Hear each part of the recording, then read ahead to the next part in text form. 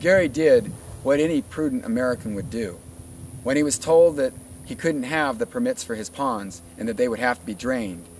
Remember, these ponds have been used for firefighting for decades at this point. Everybody and all his neighbors needed that water for protection, including for Gary's own property. He wasn't about to settle for that.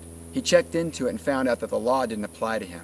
He hired the best water law attorney he could find, and they researched it, and they discovered what we have, that it does not apply because the definition of his water is not under the rule of appropriation.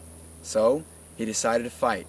And when he couldn't get anywhere with OWRD, he went and sought out Doug Whitsett. When Gary realized that there wasn't going to be a solution with OWRD on this, he tried the legislative process. He tried to work with his senator, and they made legislation that actually went and was going to be considered that would have solved not just Gary's problem, but the problems of all the other pond owners around Gary. Remember, Gary was being selectively prosecuted for this, and it would affect all of his neighbors and friends. So the legislation got stalled because the city of Medford decided that that might infringe on their water right. The very water rights that they were exclusively given by the OWRD. And without the backing of the city of Medford, that legislation didn't go anywhere. So the legislative process failed Gary as well. He tried what any prudent American would do. He tried to have a civil solution for this.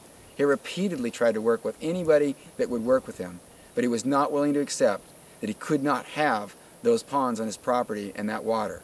There was no safety problem with them. They were used for fire.